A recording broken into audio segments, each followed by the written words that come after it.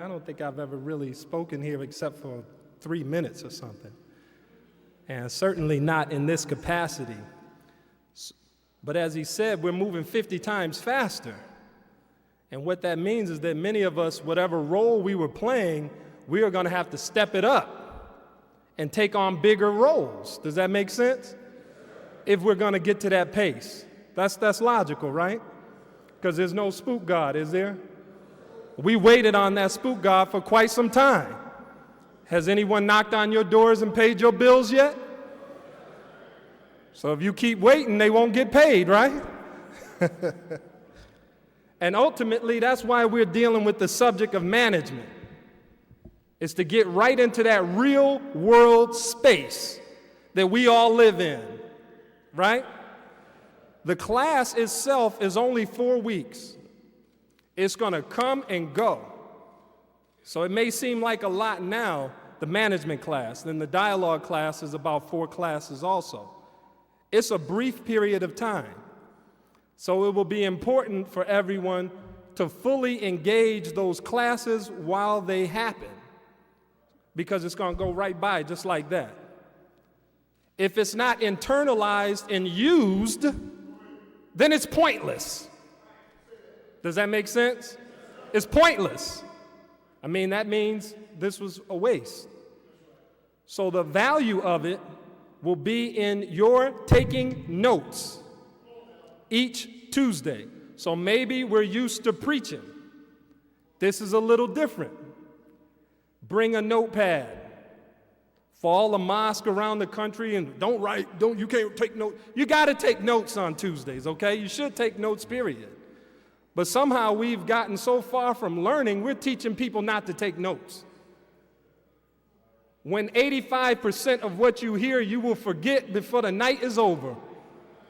And the remaining 15%, about 12% of that, you'll forget by the next week. And then you'll bump into somebody and say, man, you should have been there Tuesday, brother was teaching. And then they'll say, really, what did he teach? You say, it was powerful. That's all you can remember. That's how it made you feel, right? But you can't remember a point. You see? So that's why it's important to take notes. The second point that's important is we heard the minister say it would be opened up to the general population. Is that a beautiful thing or what? That's not going to happen if you don't promote it. So it's open, but will anyone watch it? That's going to be up to all of us. You see? We can have 10,000 watching it in the mosque, 50,000 watching it across the world. The 50,000 will begin to look at us a little bit differently. Oh, that's how they... Then when you go out and you interact with those folk, they'll have a different interaction with you. Does that make sense? So that's the value in that. It's in many ways, it's a security measure to provide you with layers upon layers of support. So let all of us work to make that endeavor a success. That's not going to happen by itself, right? So that's important. So why management? Why are we going to bother with this? Like, some people think of it as some business subject. They don't view it as their subject. And we'll get into that in detail in the classes, because the first class will be just basic management in general, like a tool set, giving you the tools, a wrench, a hammer, a screwdriver, just giving you different tools that you can use. The second class will be about self-management. Self-management, your time, your resources, your abilities, self-management. The third class will be about family and home life, managing our families, our households, and our family life, right? And there is a difference. Your house could be wonderful. Family life on the decline, right? Because family life is how we're getting along, and what's it like to be in the house. The house is just how it looks. Does that make sense? All of that has to be managed so that it's going the way you want it to go, right? And somebody has to determine where it's going. Then the final class will be organizational management. And that can apply to anything, your business, small or large, your mosque, your organization. You see? Organizational management. So it's just groups of people, managing groups of people. All right? So that's the class schedule. Now, the context of this class. Why now? Why is it important? How many of us have been hearing these presentations given by the Honorable Minister Louis Farrakhan over the past several weeks? Okay, that's wonderful. So you've heard some of those dire statistics that's killing our young people, killing our community, right? That's the context. There's a context right now on the planet that's just wholesale making it possible or likely that millions of people will just be wiped off the earth. Can't you see that? You look at this perfect storm of the U.S. economy that's coming up now, where the dollar value is just on a landslide going down. You understand how that works, right? You make $1,000 and the dollar has fell 25%, you have now only made $750. That's your spending power now. It just went down. So people are feeling the pinch. Then you've got the housing prices, the housing market in crisis. And then you've got, I don't want to name call, but you've got some kind of president of this nation that's waging more and more war, which is raising more and more debt. You put all that together, you got an economic perfect storm. You got a problem. Is that right? You got a problem. That's just economically. We're not talking all the health statistics of how our people are dying, all the disease, the AIDS, the diabetes, the heart disease, the cancer, the lung cancer, the obesity. I mean, just go on and on. It'll just wear you out, won't it? Then that's health. Then you got drugs. Then you got the incarceration rates. Then you got 50% don't finish high school. And even if they did, how valuable was it in the first place? So you got half of nothing. Nah, maybe it's not that bad. But anyhow, you get the point, right? With the education. And it goes on and on and on. And I'm not trying to depress anybody, but the name of the management series is called Saving Ourselves. Saving Ourselves. That's what this is about. If we don't wake up and get serious about saving ourselves, you won't be saved. Will you wait for a mystery God? Again? You already did it once. First 50 years of slavery, 100 years of slavery, 150 years of slavery, 200 years of slavery, 400 years? God will wait you out. Get up and do something for yourself. Isn't that our teaching? So God has already come and given us the revelation that you are the original people of the earth, the maker, the owner, the cream of the planet Earth. What? So ain't no need to wait right now. Either we learn to create that which we need, or we will be wiped off this earth. That's pretty cold, ain't it? Now that's the context.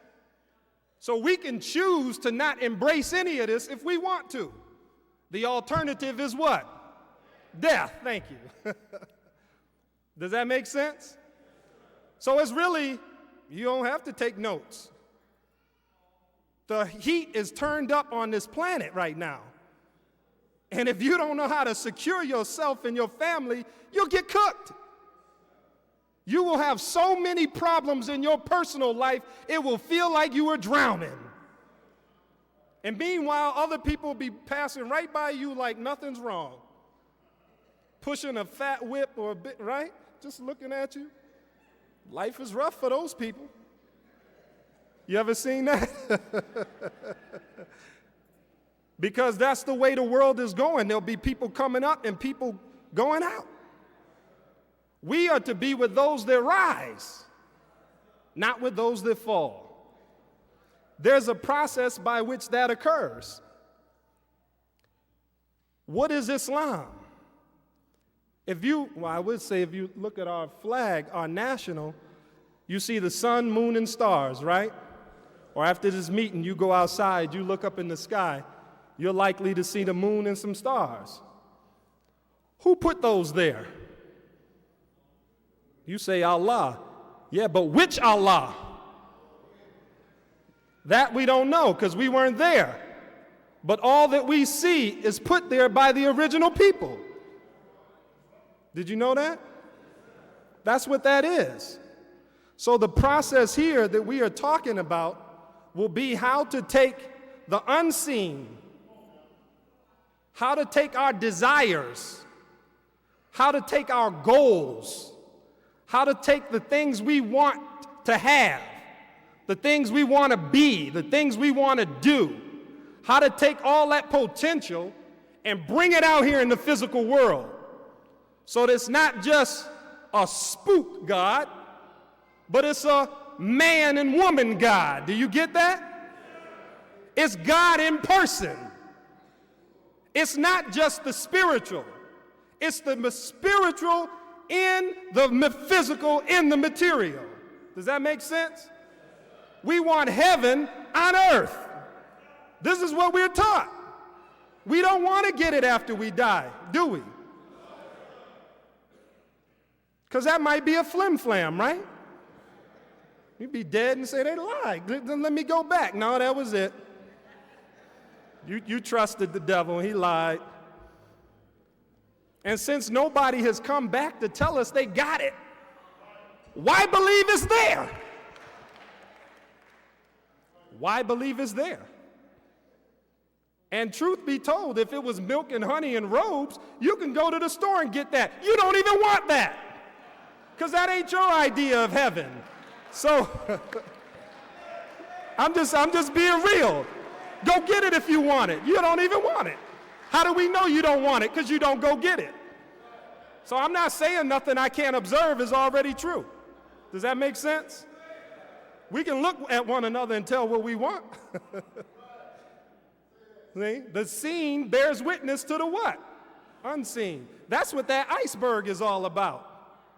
You see the tip of the iceberg, but it's all kind of stuff up under that made that come into being. Does that make sense?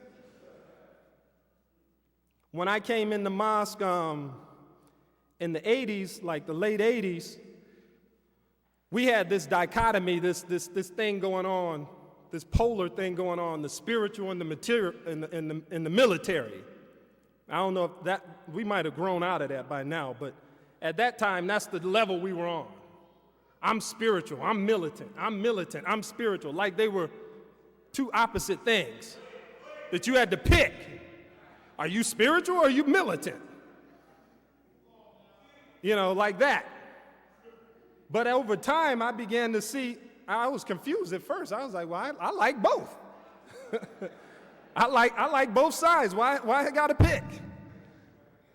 But then as I looked closer into it, I realized I didn't have to pick, because God himself is both. See, you have to have the material because this is a material world. Now, then you have to have an unseen part to yourself, your mind, your values, your character, your spirit, all of that which gave birth to what it is people see. Does that make sense? So that's what this is going to be about, is our ability to make our reality real, to make it real. And that's it.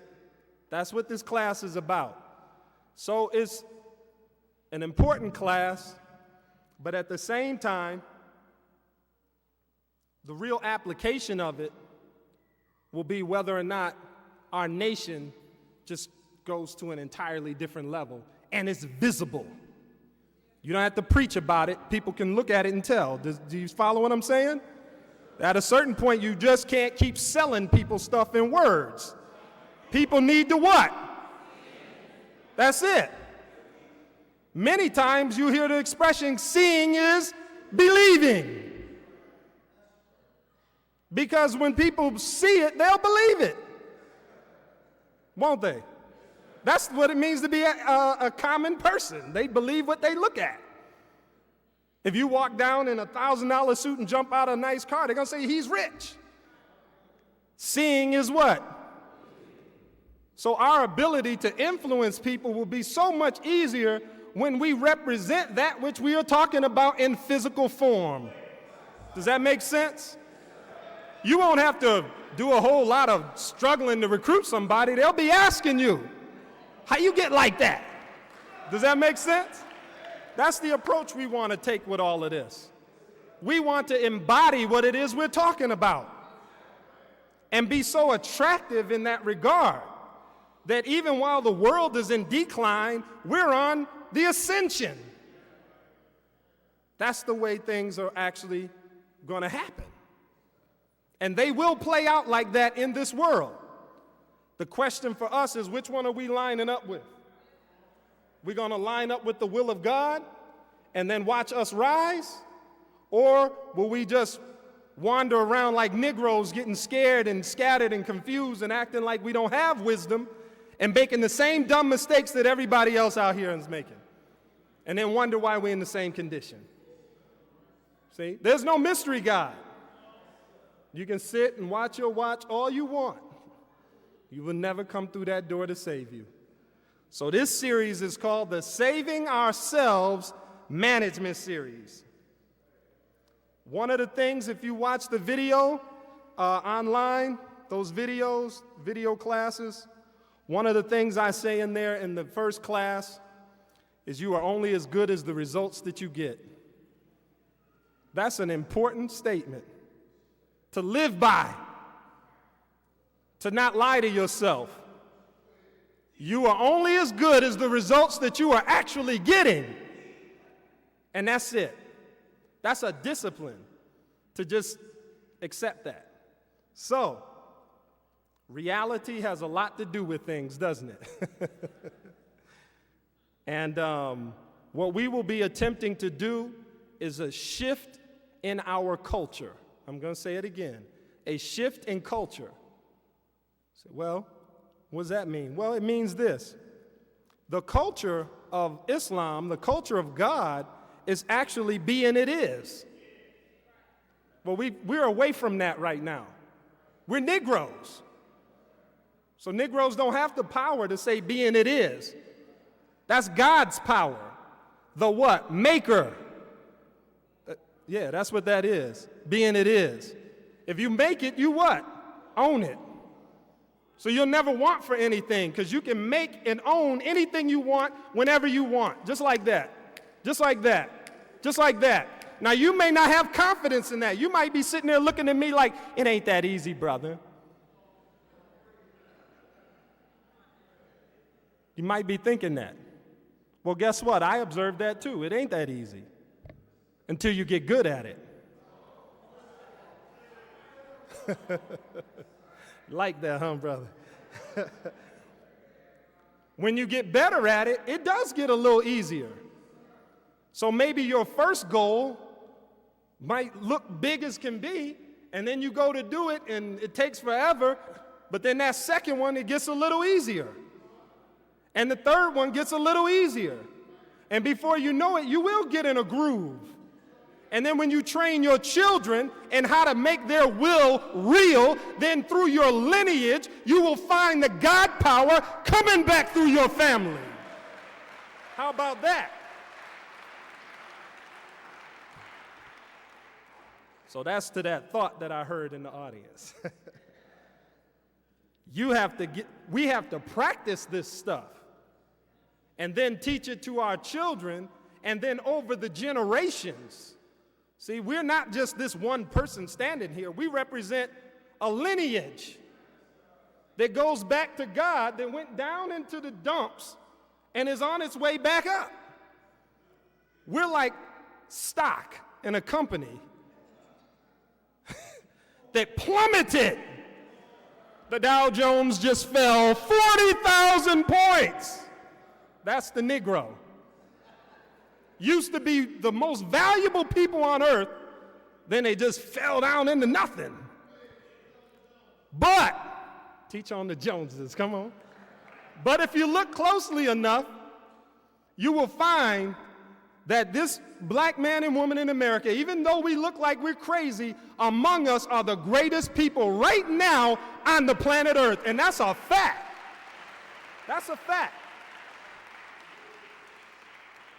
You can't name anybody great right now from France, China, England. You can't even think of anybody. Everybody great in every field right now is a so-called black American. Did you notice that? Nobody's created any worthwhile music on the planet in hundreds of years. They're playing the same music they played in ancient days, in Ireland, in China. That's old music. You're the only ones creating right now. You're the only ones creating anything. Driving corporate America, driving pop culture, driving sports, driving entertainment, driving comedy, driving every single industry, because the creative gene is buried in your DNA. That's where it is. You see?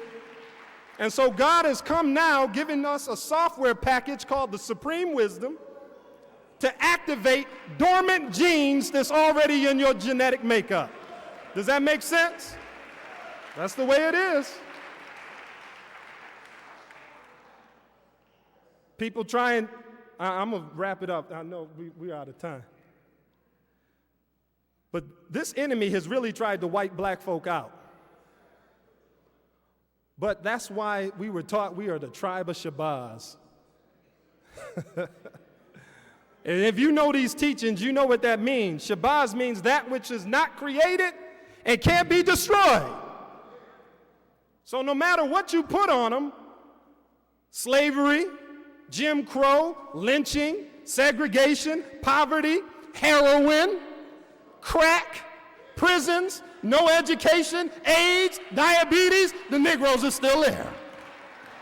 You see?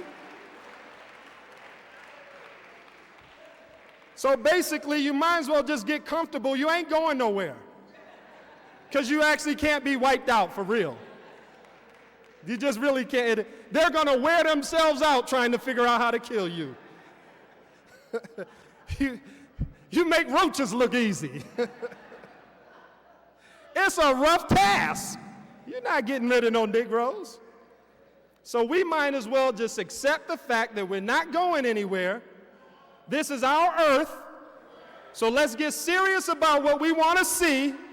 And let's learn this science of how to take our desires, our will, and our vision and bring it into reality. Is that right? That's all we're trying to do. So that's the point of the class. How many of our people should watch these classes? All of them. So just send your chain emails out. You know how you got these little dumb emails? If you don't send this, you're going to have 10 days of bad luck.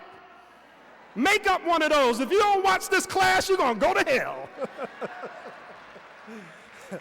Some of you are going to do something like that. Whatever. Get the word out there. We're sending out stupid emails. Send this link out when you get it, okay?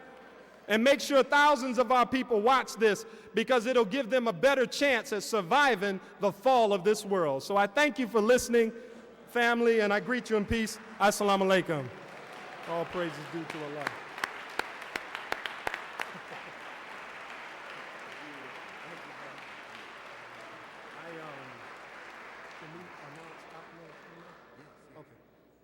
All right, I appreciate that, family. Just as we do these classes, we might need some assistance on the technical side with computer tech support.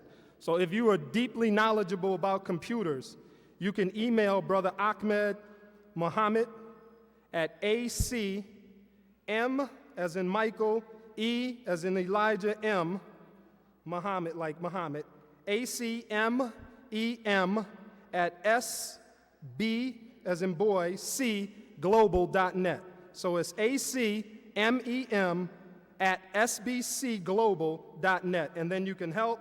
Also, just a reminder, go to the Atonement website and watch the videos and promote the classes. Thank you again. Assalamu alaikum.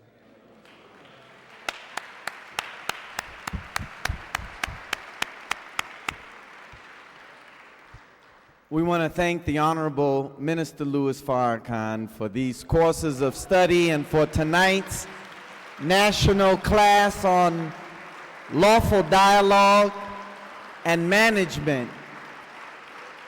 All praises due to Allah. Yes, let's thank the Honorable Minister Louis Farrakhan. All praises due to Allah.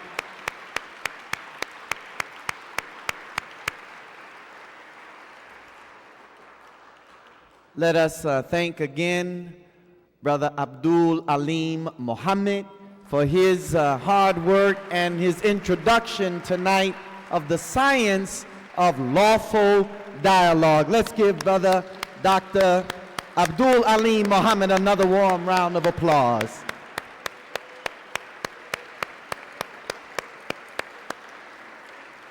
And tonight we were introduced what would be 12 weeks of Tuesday night classes on the lawful dialogue and management. And of course, you heard from our brother. Perhaps many of you had not heard from your brother before, but as you can see, he's very gifted and talented, and he's a reflection of what is in our nation. Let's give another warm round of applause for Brother Michael Muhammad. Come on, can you all, because they can't see you back there, and we're all over the nation. Brother Alim, if you could just come right here so they can see Brother Michael and Brother Abdul, Dr. Abdul Alim Muhammad. So we'll be back here next Tuesday. And we want to thank the Honorable Minister Louis Farrakhan for the band that is already set up next door. Does anybody, you have a little appetite? I guess we can have a little night snack. It's not called the one meal a day, but it's just a little, just something, because we burned a lot of energy tonight. Thinking burns a lot of energy, you know. But the sisters have prepared some pizza.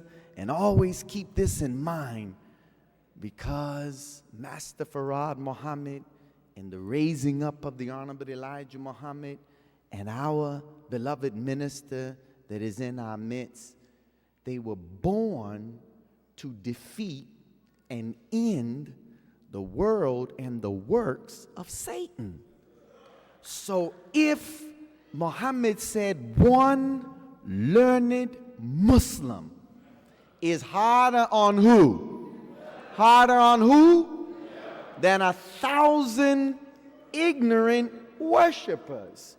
So if we stay the process, then no matter what our numbers are today, what we didn't know yesterday, we shall know today and even more tomorrow, that by the end of this 12-week course, I hope that all of us will be learned Muslims, and gonna make it so hard on the devil. We're gonna make that devil run, devil run. So we ask all of our study groups and mosques, next Tuesday, if you had not prepared today, this is to be a night of learning and a night for fellowship. So in the mosques and study groups, next Tuesday, have some refreshments, have something for the believers. We're just going to spend a few minutes sharing, and let's just talk about what we learned tonight. That's what we're going to do here in Chicago, and we would like you to do that all over the country. So with that said, let's close with prayer.